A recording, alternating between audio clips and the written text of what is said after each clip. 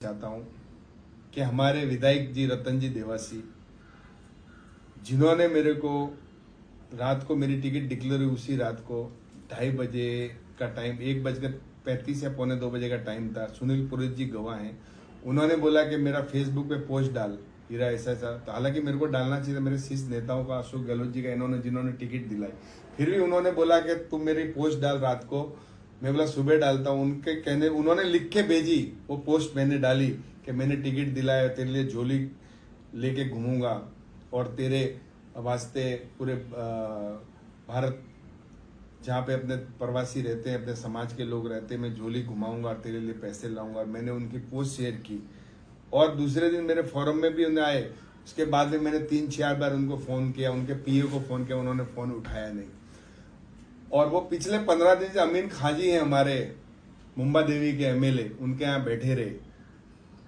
और भाइयों, मैं आपको समाज के बंधुओं से मैं एक निवेदन करना चाहता हूं कि अगर ऐसा रहा तो समाज का बेटा कभी एमएलए नहीं बनेगा, जिंदगी में याद रखना। मेरे साथ हुआ, कोई बात नहीं।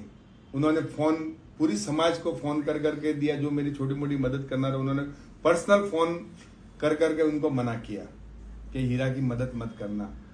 अभी भी तुमको समाज वालों को ऐसा एमएलए चाहिए और समाज को भी यही एमएलए चाहिए, समाज को भी यही चाहिए है, तो मेरे को कोई नाराजगी नहीं समाज से। धन्यवाद है रतन जी को, धन्यवाद है समाज को। मैं तो ये है कि समाज में ऐसा एक बंदा बोलने वाला नहीं है, एक आदमी समाज में ऐसा नहीं है वो बोल सकता है कि भाई तुम राजस्थान से राजनीति करते हो, ये मुंबई से राजनीति करता है, इसने तुम्हारा क्या बिगाड़ा।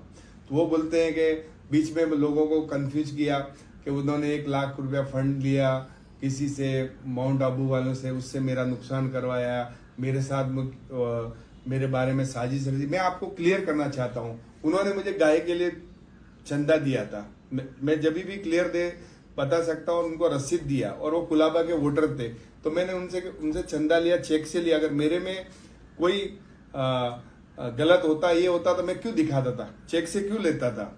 लेकिन उन्होंने अपने इलेक्शन में बहुत पैसे लिए उनसे, उनके साथ उनके संबंध थे, उनके ऊपर बलात्कार का आरोप भी है जो हाईकोर्ट में चल रहा है, वो चलता है। लेकिन इस टाइम पे मेरे को भाइयों दुख के साथ बोलना पड़ता है कि इतनी बड़ी समाज है, देवासी समाज में एक भी आदमी नहीं है बोलने वाला कि ऐसा क्यों।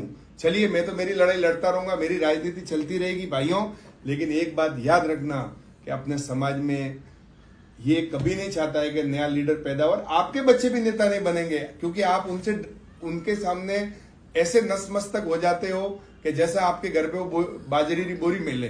क्यों डरते हो पूरा भारत के अंदर? उसने हर भारत के अंदर सारे लोगों को मेरे पास फोन आया कि हीरा भाई हम तैयार है, आ रहे, हम हीरा भाई आ रहे, तैयार है। जब इसका फोन गया उसके बाद में मेरा फोन उठाना बंद कर दिया। क्यों डरते हो? वो थोड़े घर बाजरी की बोरी मिले या थोड़े बच्चों को दिए, आपको नहीं डरना चाहिए। और अभी भी मैं आपको बोलता हूं कि अगर जिंदगी में एक चीज याद रखना, आगे बढ़ना है तो आपको देखो समाज को ऊपर आके ये सब चीजों से आना पड़ेगा। एक आदमी की समाज जागीर नहीं है। और मैं अभी भी बोलता हूं, मैं आज तो पहले तो मैं बोलता था कि चलो इतना मेरे मन में वो था क्या नहीं था, लेकिन आज मैं खुले चैलेंज के साथ बोलता हूं, आज से रतन जी देवासी, मैं कोई डॉक्टर रमेश नहीं हूं, मैं भरत देवासी नहीं हूं, मैं हीरा देवासी हूं। और आज से मैं तुम्हारे को दिखाऊंगा कि हीरा देवासी क्या है। और आने वाले समय में मैं लड़ता रहूंगा और डटा रहूंगा। और तुम्हारे जैसे कितने आएंगे और कितनों भी तुम यहाँ के लोगों को पकड़ लो, मुझे हराने की कोशिश की तुमने और मेरे पैसे रुकवाए, तो भी हीरा डरने वाला नहीं, डटा रहेगा मैदान में। और आने वाला समय तुमको दिखाएगा हीरा देवासी क्या है। और अब तुम चुनाव लड़ो तो मैं खुद खुलेआम तुम्हारा विरोध करूंगा और तुम्हारा प्रचार में विरोध करूंगा कि इसकी मदद मत करो, क्योंकि तुमने मेरे साथ ये किया। एक रबारी के बच्चे के साथ तुमने ये जो घटना की ना, मुंबई में रहकर 15 दिन 1 फुट मेरी विधानसभा लगती, तुम 15 दिन में 1 दिन नहीं आए, मेरा फोन तक नहीं उठाए, और तुम्हारे पीए ने मेरा फोन नहीं उठाए, और तुम अमीन खाजी के यहाँ बैठे रहे और बातें करते हो समाज की।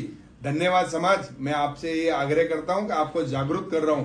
आप ये मत सोचना कि हीरा हार गया है तो फर्स्ट स्टेट में आके बोल रहा है, यहाँ के वो पागल होके बोल रहा है। मैं फर्स्ट स्टेट में नहीं हूं, और कई चुनाव आएंगे और कई चुनाव, अगला चुनाव भी लड़ूंगा और मैदान में डटा रहूंगा, समाज की सेवा करता रहूंगा। लेकिन भाइयों, आपसे हाथ जोड़कर निवेदन है, इस आदमी से बचिए।